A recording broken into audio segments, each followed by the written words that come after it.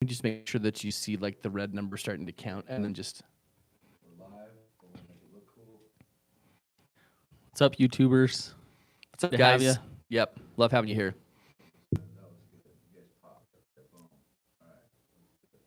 Go ahead and subscribe if you haven't. Click the little bell notifications when we go live. Just glad to have.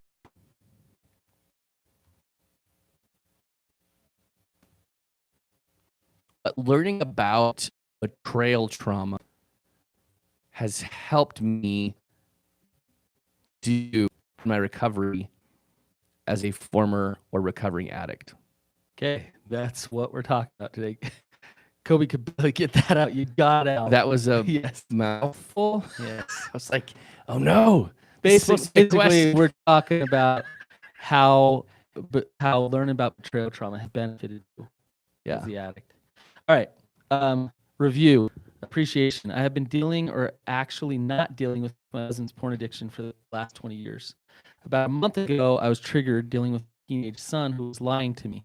It was totally unrelated to porn, but dealing with lying, which is all my husband has ever done, reality. I felt crazy and couldn't even pinpoint all of my own emotions. But listening to your podcast brought so much clarity. Now in therapy and seeking my own recovery. That's cool. Great. That's way cool. And I think that's appropriate for what we're going to do, because I will say this.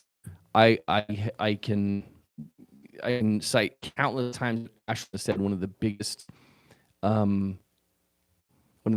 benefits that she received from early recovery was the science, learning about what addiction actually was. Yeah. And because she's like, oh, rather than seeing just you, Coby, this douche who was just hurting me, I realized, oh wait, there's Coby, and then there's the addict, and they weren't like all one. I think it's a good place to start, Coby, and bring up is, common ways in which somebody overcoming an addiction views their partner. Yeah. Instead of learning from their pain or really understanding the betrayal trauma, what's going on underneath, they have a reaction oftentimes. Everybody, oftentimes. And that reaction, there's a couple different ways in which they react. One is they show up very weak and childish. They turn their partner in betrayal trauma into the gods, so to speak, into their mother, into somebody who has power to grant forgiveness, to grant self-worth to them, grant forgiveness.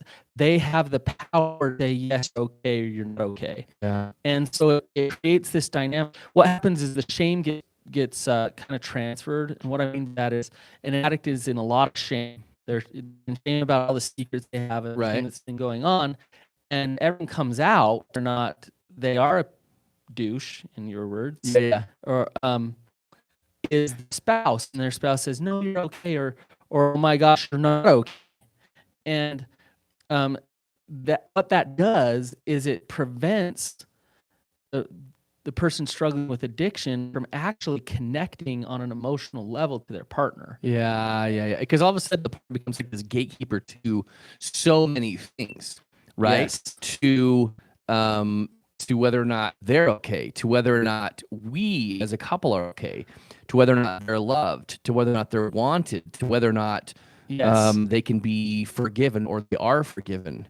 It's like all these different gates that they have to. I just totally reading with that, because that's exactly how it was. And if that's how you get, and one, you're lacking boundaries. The person struggling with addiction is usually just as or more codependent than the partner is. Totally. Totally. And so you're lacking boundaries. You're lacking living in your truth. You're lacking purpose and stepping into who you actually are as a human being, as a son or daughter of God. Right? So let me just restate what you just said, because I think that that speaks to me because of all the years that I lived contrary to that, right? Right. And how I would restate that, because what you just said was so poignant. I lived all those years. I lived without any internal self definitions of who I was. Yes. Like I didn't have anything definitive about who I am, about my worth. I didn't have any definitions internally around the good that I can do, the goodness that was in me, the lovability that was in me. I had no concept of those things. So therefore, when things went sideways, I didn't. It's like, okay, I don't know who I am as a man because I'm acting out all the time. I'm stuck in my addiction, but I'm hiding in secrecy, right? And then all of a sudden, you get busted, or you go confess. It all comes out. Yes. And now the partner is supposed to tell you your okayness, if you're okay or not. Yeah. And meaning like, still love you, but I hate you, or this really hurt me, but it's still going to be okay. We'll work through this, because as ludicrous as it sounds, the addict is equal parts and sometimes even more racked with shame, torment, and pain and hurt. And this is not about making that moment about the addict, but it's just giving the context, like, I betrayed the one that I love the most from the addict's point of view, and I just destroyed her world, his world, and a failure of an individual. But are you saying that there's a chance? Are you saying that please give me some semblance that we're going to be okay? The thing that all addicts, and we want unconditional love. Yeah. We all make mistakes. We're all imperfect.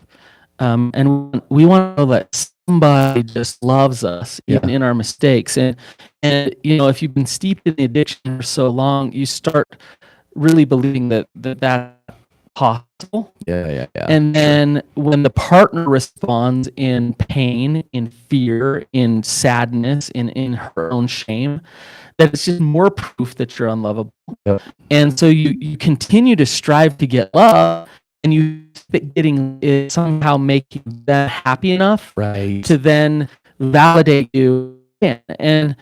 And that's not what real love is. You're still consuming your partner. You're still using her for your own definition internally of who you are, which is love. It's selfish.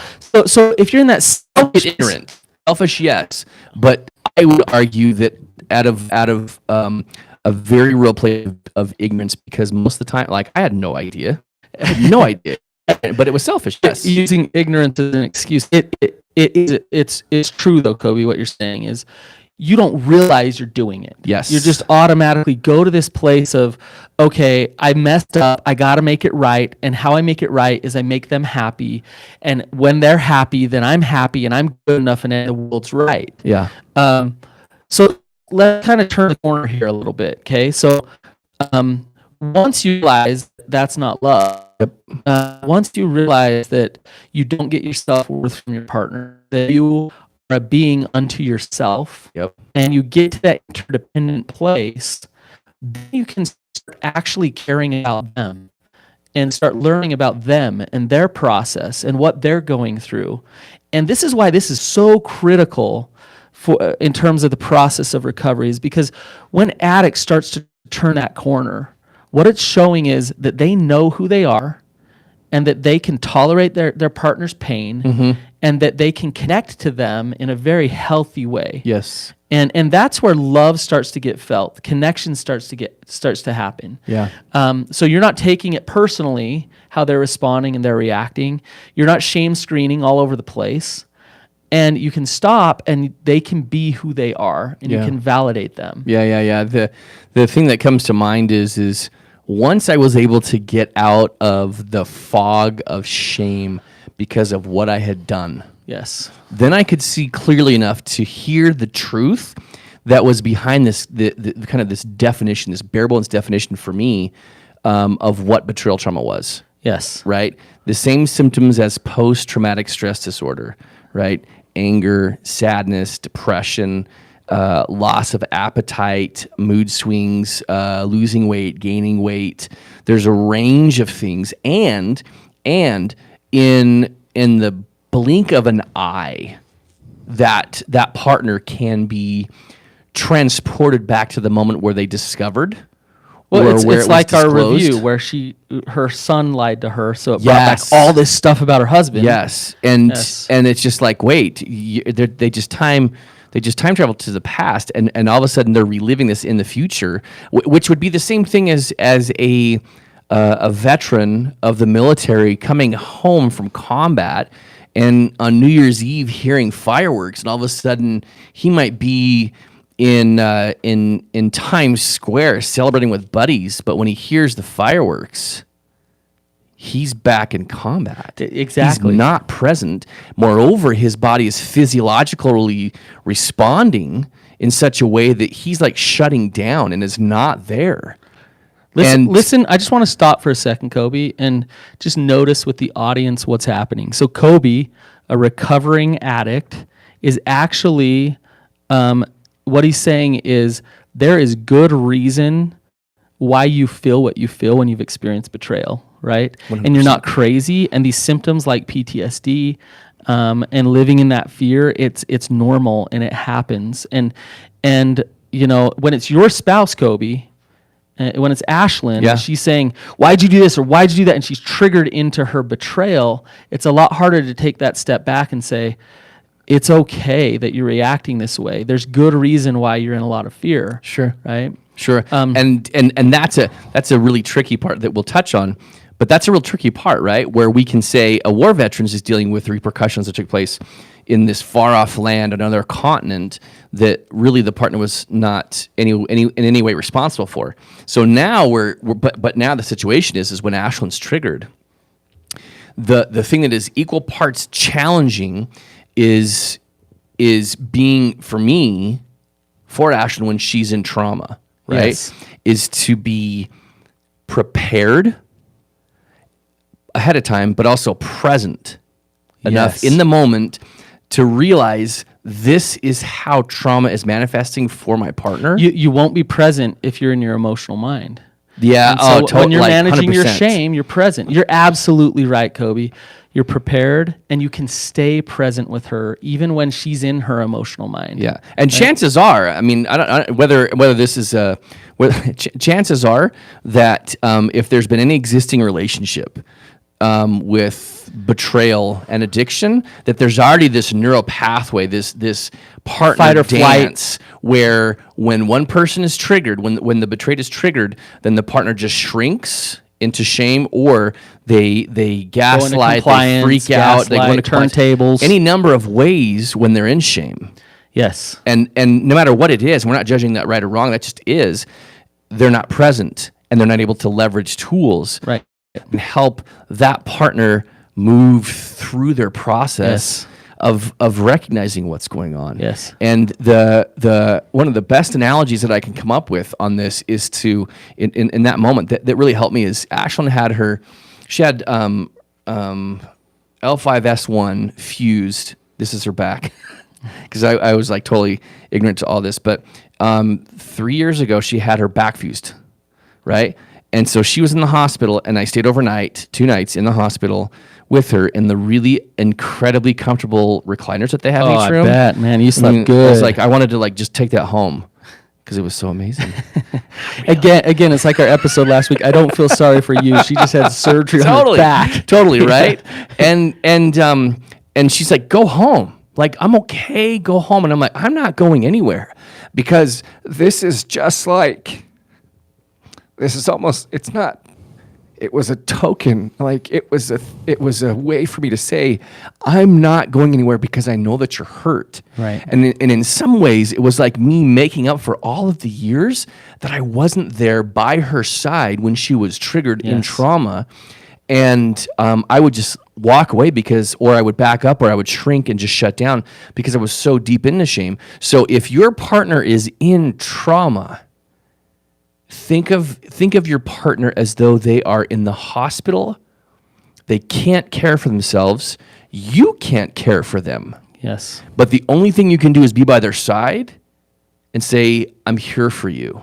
That's excellent, Coby. And if you can visually do that, then it becomes easier to recognize what's actually happening in the moment, so you can step out of the fog of your own shame and be there to support them. Let's just take a step back for a second and just like for a second, like really look at what happens. Okay. So for over a decade now, day in and day out, I do these intakes and I hear stories of marriage being broken apart by sex addiction. Yeah.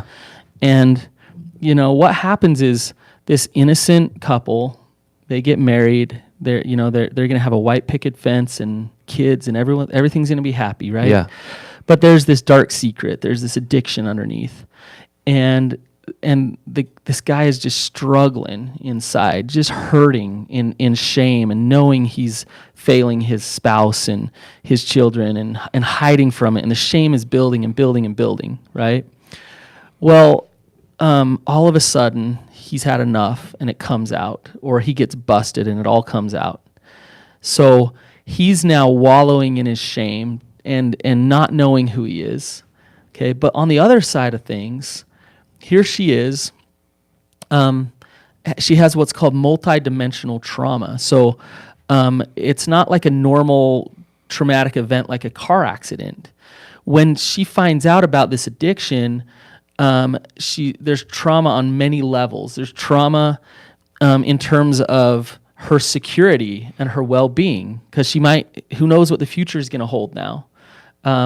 There's trauma, there's gender wounds, wondering if she's woman enough and what's wrong with her. There's sexual wounds, wondering, when we've had sex in the past, where has his mind been? When we have sex now, what happens?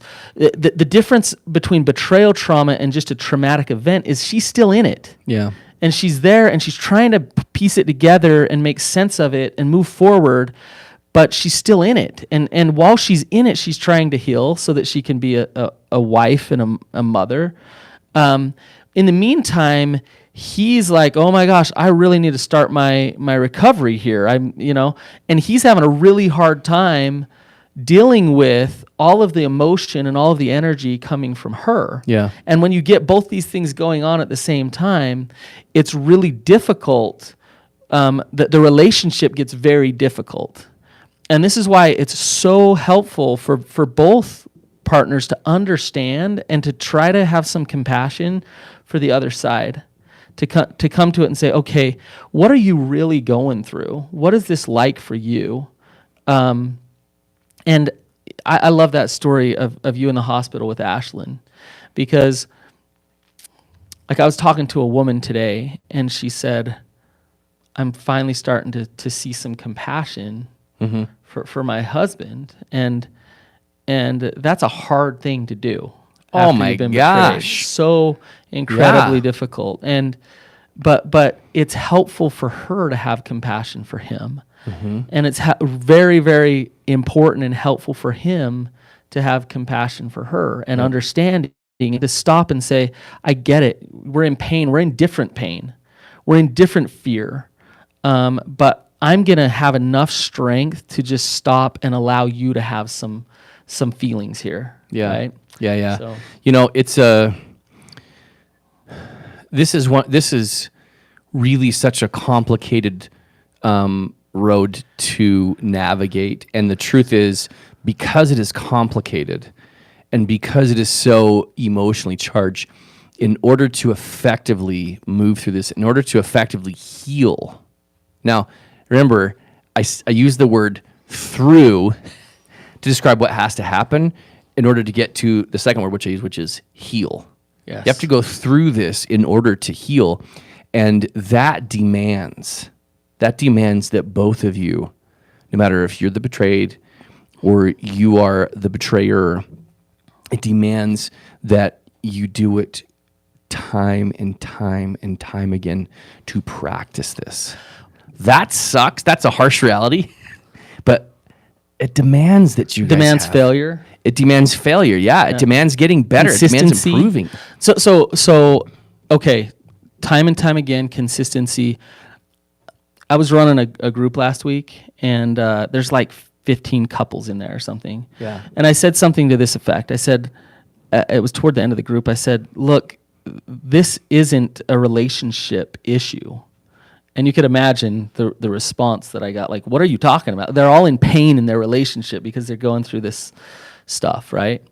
And what I try to explain is the relationship is a reflector of all the pain. The relationship is this thing that you can see the mess through, but the relationship itself is not the problem. And both partners on their side have their stuff to heal and to work through. And so when you can do your own individual work and you show up healthy and strong to that relationship, then you have the bandwidth, you have the fortitude, and just the strength in order to really show up for that other person. So yes, practice, be consistent, fail, but also do your own individual work so that you can show up for them and understand their betrayal trauma and understand their pain. Yeah, and when we talk about practice, it's like, guys, I promise you, life is the ultimate schoolmaster, and so you'll be presented with plenty and more opportunities than you would ever like to put these things to work. But I promise you this: for those of you who are struggling as the addict, no matter if man or woman, if you're if you're indulgent, meaning if you don't have an addiction to porn, or if you have multiple addictions to alcohol, drugs, whatever the case is, you must trust me. I've tried this, but you must learn. You must understand what the dynamics of betrayal trauma does to your partner. And if you can understand that, then you will understand that this isn't just them being unreasonable. This is an actual response. This is a physiological fight or flight mode response to what's taken place. Yes. And if you can wrap your head around that, then you can see them in a different way, and that provides a path for you out of the fog of your own shame, where you can actually be there. And I guess that would be my biggest piece of advice to those of you who are listening, is the education of that you both do independently. Like, just like you said, you both have to do your own work, but the more work you do, the better equipped you can be at understanding and then responding, leveraging tools and the like, in order to really adequately be there, effectively be there for your partner. Quick little pointer going along with what Coby just said is see their pain, not their response. So don't see their attacks and their, now be boundaried around, if they're throwing things at you and swearing at you and all those things. But I'm talking about with your heart. See their pain, see their suffering, see their struggle. Yeah. And if you can do that, then you can put yourself to the side for a minute and help them de-escalate and help them process and help them heal ultimately. Yeah. A last message to those of you who are the betrayed. And sometimes you spend time in that hospital bed, and sometimes those are moments, and sometimes those seem like never-ending situations where you can't get out of the bed, the hospital bed. You can't get out of the trauma. Just know that there is hope. There is hope for you to work through this. There are tools you can learn to get through this. It's possible for your partner to gain the tools themselves to help be there for you, like for them to be there for you, that they can learn. And there's science enough to know what you're going through, and it is possible for you to change, to heal, to feel better, to not listen to that song on the radio and instantly be triggered. You don't have to be held captive by those things. Brannon, thoughts? No, I agree. I see it every day, and see real life examples of people who have healed from betrayal trauma. And it's awesome because on the other end of it is strength and wisdom, and just your eyes get open to a whole new world. That's really awesome. So one thing I wanted to say before we finish up, next week, hopefully we have a guest set up. We're going to talk about divorce. So It should be pretty good. I'm excited. It'll be a good episode for sure. Guys, thanks for being here with us. Appreciate you. Okay, if you haven't yet, hop over, leave a review, rate us. That would be awesome. And don't forget to check us out over on Instagram. And YouTube. And Instagram, it's at recovery_coaches. And YouTube, just search for the Betrayed, the Addicted, and Expert. Okay, see you Thanks, guys. guys. Peace out.